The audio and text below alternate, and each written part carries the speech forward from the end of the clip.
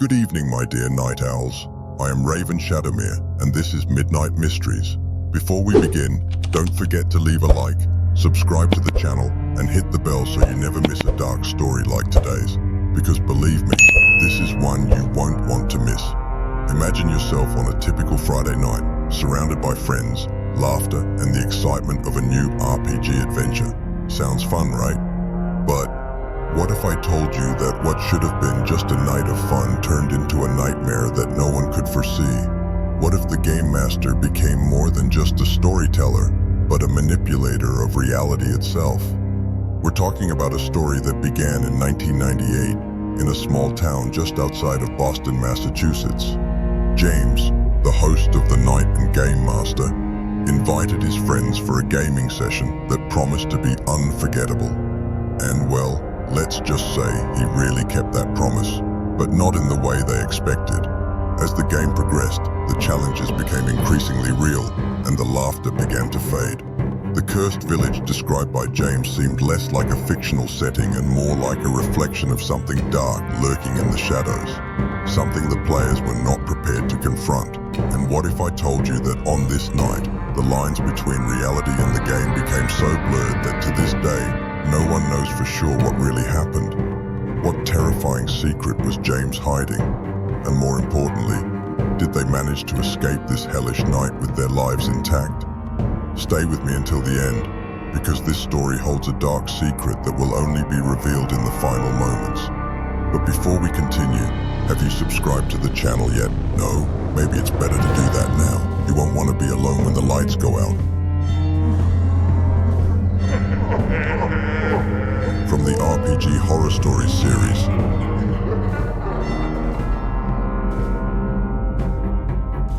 The night was just beginning and excitement hung in the air, as if a storm of adrenaline was about to erupt. In that moment, I felt like a kid again, surrounded by friends and the promise of epic adventures. James' house, our game master, was lit by warm lights, and the atmosphere was perfect for our RPG session. The smell of popcorn popping in the kitchen mixed with the aroma of chilled sodas, creating a cozy environment. "Come on everyone, introduce your characters," James exclaimed, his eyes shining with a mix of enthusiasm and something deeper that I couldn't quite identify.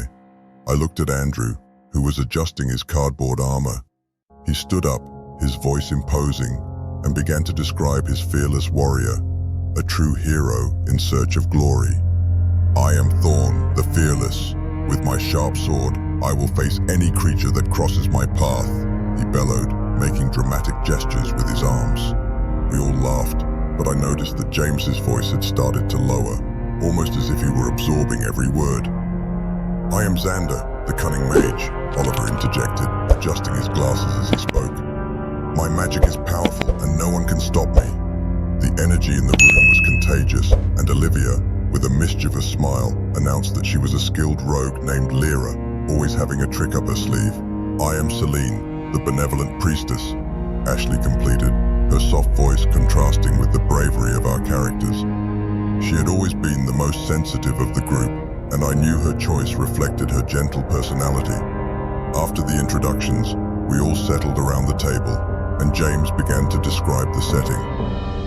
"You find yourselves in a cursed village, surrounded by a dense fog. The houses are in ruins, and the inhabitants whisper about creatures lurking in the shadows," he said, his voice now darker. A chill ran down my spine. The initial excitement gave way to a slight unease. "This seems a bit intense, doesn't it?" I murmured, trying to hide my discomfort. James smiled enigmatically, as if he knew something we didn't. "Oh, but that's what makes the game more interesting, isn't it?" he replied, leaning forward, his eyes shining with an almost hypnotic intensity. "Come on, don't let it intimidate you." As the story unfolded, the challenges began to intensify. Every decision we made felt as heavy as a sharp blade. The mood was shifting, and I sensed a tension in the air that wasn't just part of the game. The laughter gradually diminished, giving way to nervous glances and hesitant comments. "James, what happens if we get caught by the creature?" Andrew asked, apprehension visible on his face. The room fell silent, and James, with a disturbing smile, replied, "Well, that depends on your choices. Some decisions have real consequences." "Real? What do you mean?" Oliver questioned, frowning. James's tone was becoming increasingly serious, and I could see the concern growing on my friends' faces. But curiosity outweighed fear, and soon we were once again immersed in the narrative, facing moral dilemmas and unexpected challenges. Then, something inexplicable happened. During an epic battle, my character, Lyra, was mysteriously eliminated from the story. A heavy silence settled in the room, and I looked at James, who was watching the group's reaction with a disturbing gleam in his eyes. "What happened? How did Lyra get eliminated?" I asked, trying to keep my composure. "Sometimes choices come at a price, and not everyone can survive," he replied, his voice low and almost whispering. I felt a knot in my throat. The game, which had once been a source of fun, now felt like a trap. Laughter had dissipated, giving way to a discomforting atmosphere I couldn't explain. The shadows in the room seemed to stretch, and the air grew heavy, as if everything was about to change. At that moment, I realized it was not just a game. James' words echoed in my mind, and a strange sensation enveloped me.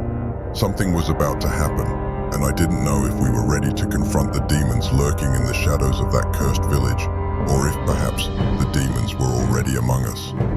The tension in the room was palpable.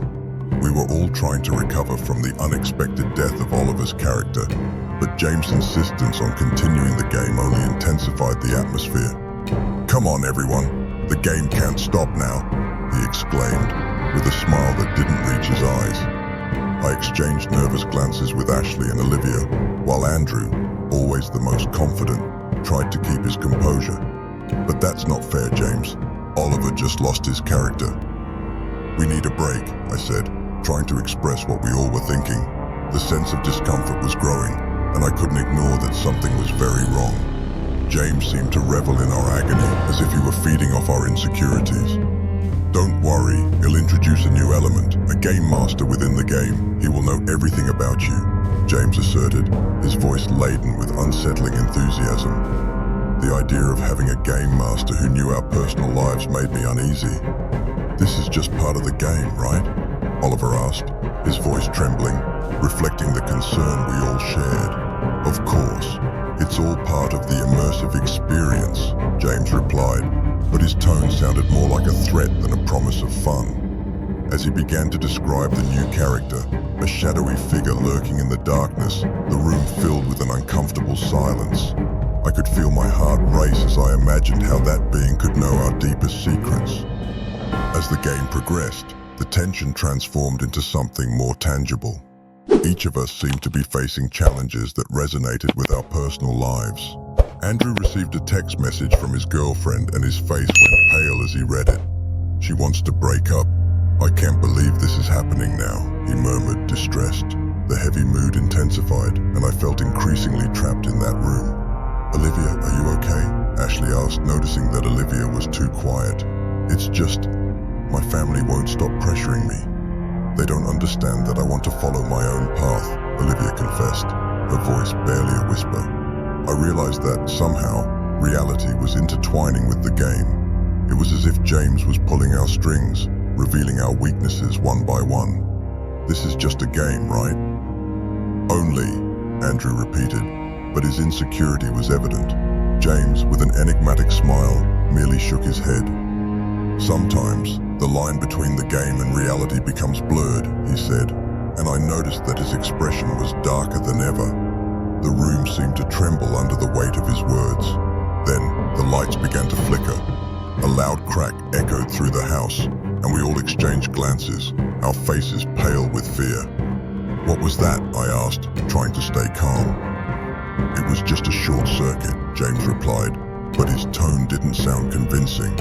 The noise continued, and something inside me began to feel restless. Then, a window broke suddenly, the glass shattering on the floor with a deafening crash. "James, this isn't funny," I shouted, adrenaline coursing through my veins.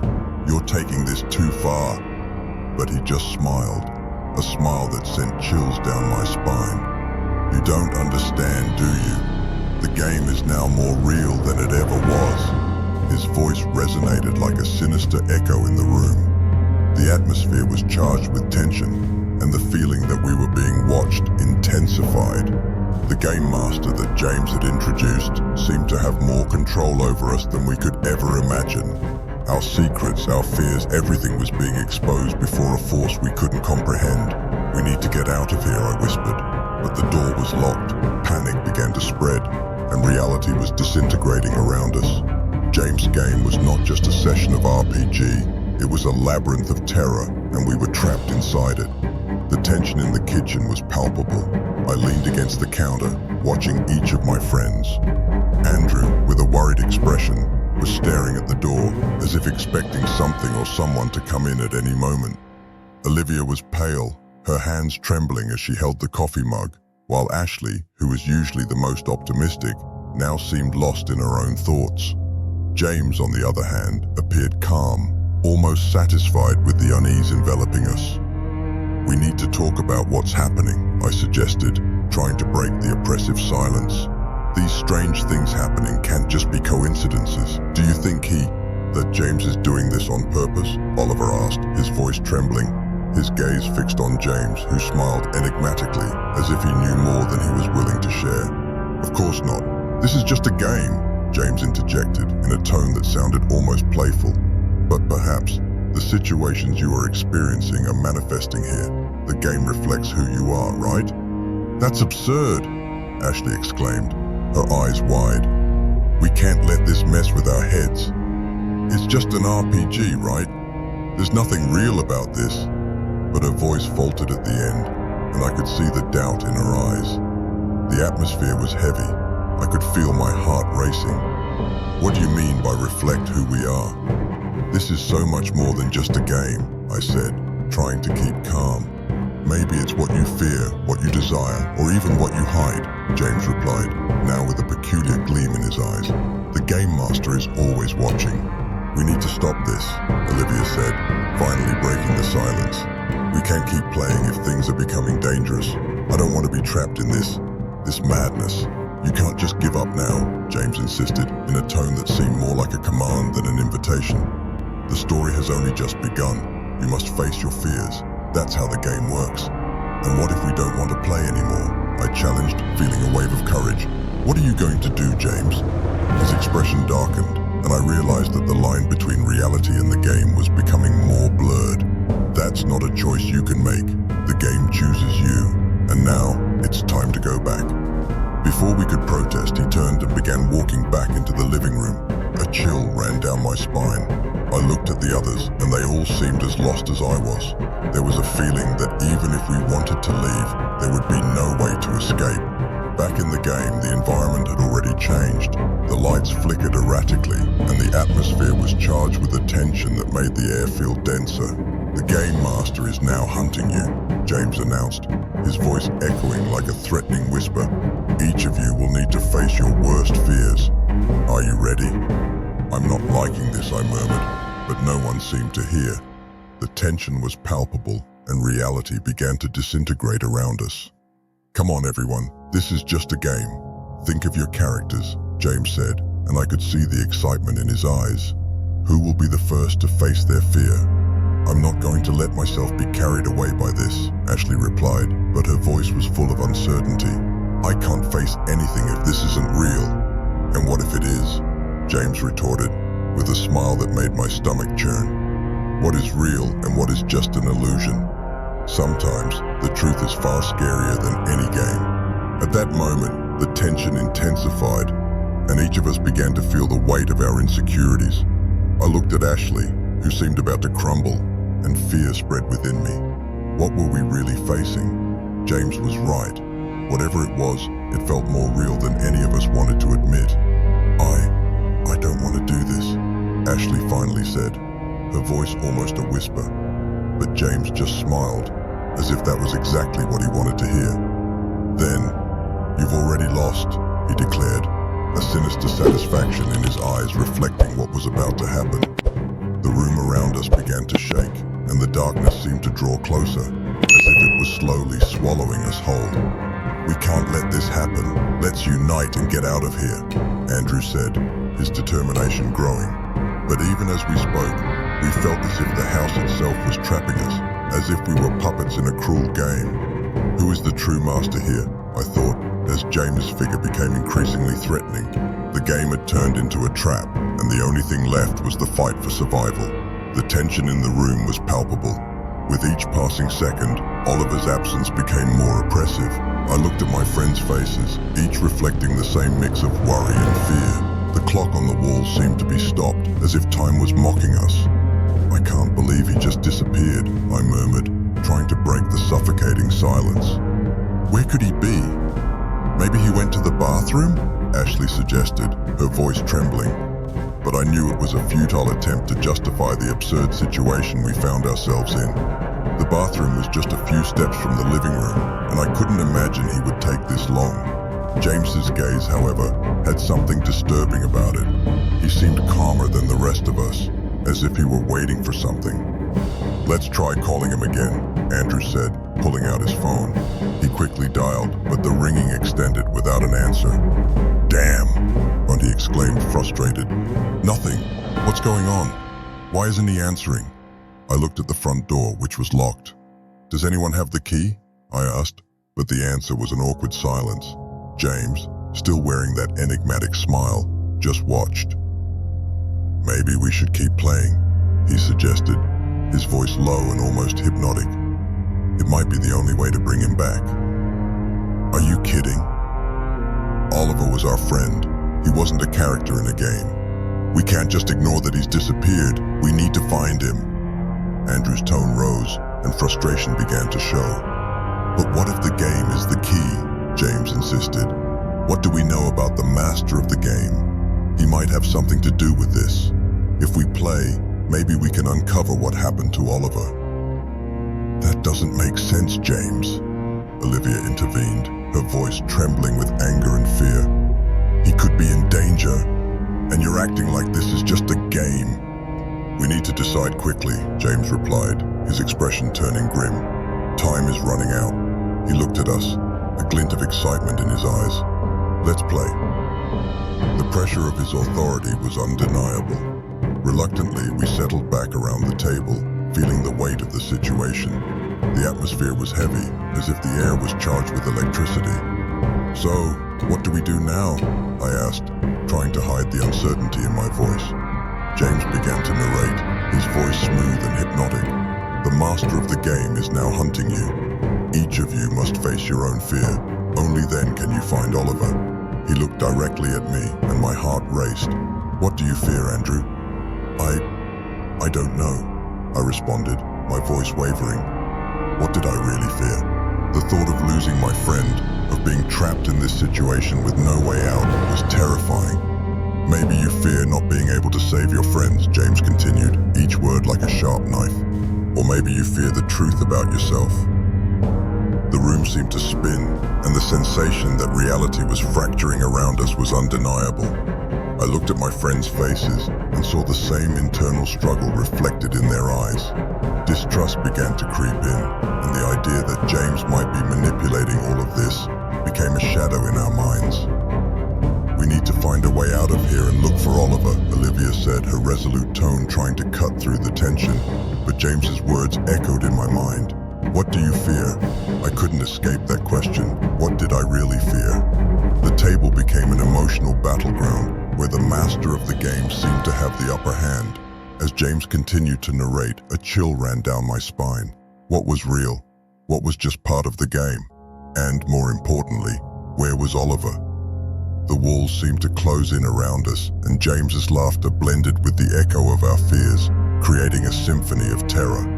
The game was in progress, but reality was becoming increasingly distorted, as if we were sinking into a nightmare from which we couldn't wake. What had started as a night of fun had now transformed into a labyrinth of uncertainties and absolute terror. When we decided to split up to search for Oliver, a sense of panic and desperation took hold of me. The house, which had once seemed welcoming, had now turned into an endless maze. The corridors were filled with shadows, as if the very place were alive, watching us, waiting for the next move. Each door I opened revealed a room that seemed to have come from a nightmare. The smell of mildew and abandonment made me nauseous, while the walls seemed to whisper secrets I didn't want to hear. "Andrew, are you there?" Ashley's trembling voice echoed in the distance, but soon it was lost in the oppressive silence of the house. I responded, but my voice sounded distant and strange, as if I was speaking from inside a tunnel. "Yes, I'm here. Let's meet in the living room," I shouted, trying to sound confident, but uncertainty seeped into every word. I moved slowly, my steps hesitant, when a faint light flickered towards the kitchen. Drawn by an invisible force, I headed there. What I found left me paralyzed. A table was covered with yellowed papers and a dusty diary. With a mad impulse, I opened the diary, and James's handwriting jumped out at me as if it were alive. He always wanted control. Since he was little, he manipulated everything around him. Every move, every action, it was all part of a bigger game. I read aloud, feeling a shiver run down my spine. The words were like sharp knives, cutting through the layers of reality I thought I knew. "Andrew, did you find something?" Olivia's voice interrupted me, and I turned abruptly. "Olivia, you won't believe this. This diary, it's about James. It talks about a game that ended in tragedy," I explained, trying to process the information. She approached, her eyes shining with a mix of fear and curiosity. "Tragedy? What do you mean by that?" "It looks like he had a group of friends who played RPGs and something happened. They disappeared, Olivia. He was behind all of this." I could feel the adrenaline pulsing through my veins as reality began to unfold before me, revealing a terrifying pattern. "That doesn't make sense. James is our friend. He wouldn't do something like that," she said, but the doubt in her voice was unmistakable. "Olivia, you saw what he did to Oliver. None of this is normal. He's playing with our lives," I shouted, frustration and fear taking over me. The silence that followed was deafening. The idea that James could be the true master of the game, that he had planned everything from the beginning, made me feel nauseous. What else could he be hiding? What else did he know about us? We decided we needed to confront him. "Let's find the others. We can't let this continue," I suggested, feeling determination grow inside me. "We have to be ready for anything. He might be waiting for us," Olivia replied, her expression now carrying a weight I had never seen before. We walked back through the house, the tension between us growing with each step. We were about to enter the living room when we heard a noise, like something being dragged. Our eyes met, and the fear was palpable. "James?" I called, but the only response was the echo of my own fear. The room was dark, but a dim light illuminated a figure standing in the center. It was James, with an enigmatic smile on his face. "Ah, finally, my dear players." I was starting to feel lonely. His voice was smooth, but there was something sinister that made me tremble. "James, where is Oliver?" I asked, my voice almost failing. "Oliver? Ah, he's just a part of the game, like all of you," he said, laughing softly. "But don't worry, the game is just beginning." His words were like poison, and the atmosphere became increasingly oppressive. What did he want from us? What was really at stake? As the tension grew, I realized that the true battle was not just against what was happening in the house, but against the very demons he had unleashed in each of us. "You can't control us forever, James," I challenged, trying to find courage in the shadows surrounding us. But he only smiled, a smile that promised more pain and despair. "Ah, but I'm already in control, Andrew. I always have been. Now, let's see who really has the power here." The tension in the room was palpable. I could feel my heart racing, and my palms were sweaty as I looked at James, who seemed to be enjoying the situation. "So, let's go," he said, a disturbing smile forming on his face. "Each of you must make a choice. The fate of all depends on this." His words echoed in my mind, and a wave of despair washed over me. Andrew was pale, and I could see in his eyes that he was struggling against fear. "James, this isn't fair. We're not here to play with our lives," Andrew protested, his voice trembling. But James just smiled wider, as if he were relishing the panic he had created. "Ah, but that's exactly what we're doing, Andrew. A game is a reflection of life, and life, as you know, is not fair. Olivia took a deep breath, trying to stay calm. What do you want from us, James? We can't keep going like this. We need to get out of this house. But he just shook his head, as if he were enjoying our struggle. The exit doesn't exist. You are trapped here, and I am the only one who can give you a chance to survive. But for that, a choice must be made. The room was plunged into a tense silence as we all looked at each other, seeking support in one another's faces. Then, Oliver's voice broke the silence. What if we don't make any choice? What happens then? His voice was low, but it carried a weight that resonated with all of us. James laughed. But that's what all of you don't understand. Not choosing is a choice, and that choice can be fatal. I looked at Oliver, and the anguish in his eyes made my chest tighten. He was under James's control, but still, there was a spark of hope in his eyes. It was as if he was trying to tell us something, a silent message that there was still a chance to escape. But the truth was that the situation was becoming increasingly desperate. Olivia, you must decide now, James interrupted, his eyes fixed on her. Sacrifice yourself for Andrew, or let him face death. What will it be, my dear thief? The atmosphere grew heavier with James's words. I could see the internal conflict in Olivia, and despair spread like a shadow. I can't do this, James, she shouted, her gaze shifting between Andrew and James. This isn't a game. Our lives are at stake. But James remained impassive, and that's why this is so exciting. Life is a game, and you are just learning how to play. In a moment of apparent desperation, Olivia made her move. I choose to sacrifice myself, she said, her voice firm but tinged with sadness. An ear-splitting silence engulfed the room, and I didn't know what to think. No, Olivia, don't do this, Andrew shouted, but it was too late. The choice had been made. James smiled, as if he was satisfied with her choice. Very well then, let the final game begin. It was as if he had been waiting for this moment, and the atmosphere changed instantly. A thick darkness enveloped the room, and I could feel the air becoming heavy. You don't understand, do you? James began, his voice now lower, almost like a whisper.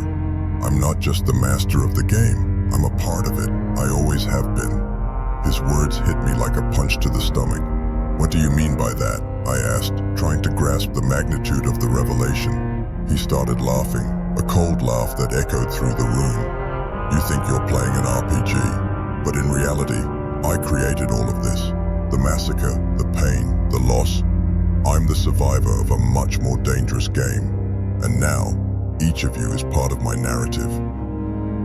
What he said left me paralyzed. All the pieces began to fall into place.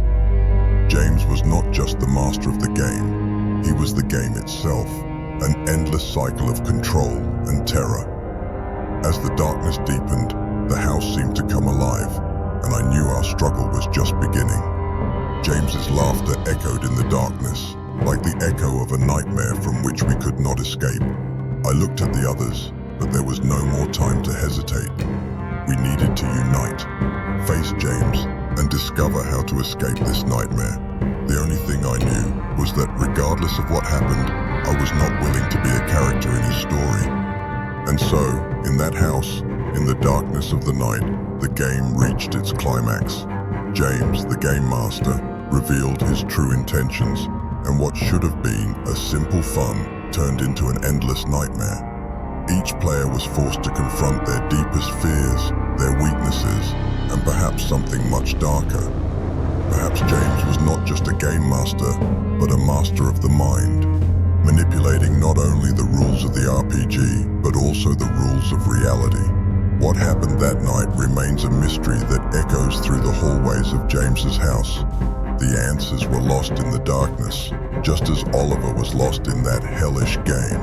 But the question that remains is, what would you do if you were one of the players? Would you be brave enough to face your greatest fears? Or like James, would you surrender to the darker side of your soul? Write in the comments what you would do, and who knows? If we get enough comments, I might bring you part 2 of this story. That's right, Your comments will decide the future of this mystery. The darkness still holds secrets you can't imagine, and who knows, we might explore together what really happened that night. The truth is that we all have something to hide, something we don't want others to discover, and sometimes those shadows can swallow us, turning our reality into something we never expected. Today, you learned that not every game is just a game, and that, in life, the choices we make can have far more real consequences than we imagine. And so, my dear night owls, this is the story of a night of RPG that will never be forgotten. A story that reminds us that sometimes, true terror is not in the creatures of the shadows, but in the secrets we keep in our hearts. And who knows, perhaps James' game is not over yet. Perhaps he is just waiting for new players. If you want to find out what happens next, don't forget to comment below asking for the continuation. And remember, the more you ask, the quicker it'll bring you the next part. So, what are you waiting for? Join the game, leave your comment, and decide the fate of this story. Then, my dear explorers of the unknown, we have reached the end of yet another chilling story here on Midnight Mysteries. If you enjoyed this spine-tingling narrative, don't forget to subscribe to the channel, activate the notification bell, and leave a like. This not only helps me bring more stories to you, but it also ensures that you won't miss any details of the darkest mysteries the world has to offer. But that's not all. If you really want to go further and delve more deeply into the mysteries, how about sharing this video with your friends? After all, everyone has that one friend who would love a good scary tale to sleep peacefully, right? Or perhaps, to never sleep soundly again. Who knows, with a bit of luck, you might even find someone brave enough to face the challenges of this deadly game by your side. Oh, and before you go, I want to thank all of you for watching until the end. The truth is that storytelling is my passion, and knowing that you are there, on the other side, following every detail, every scare, is what truly makes it all worthwhile. And for those who think I'm exaggerating, well, maybe you just haven't played the right game yet. So, my friends, until next time, and remember, it's never just a game, especially when the game is one of life and death. Click here for more scary and mysterious stories, and let's discover together what else the darkness has in store for us.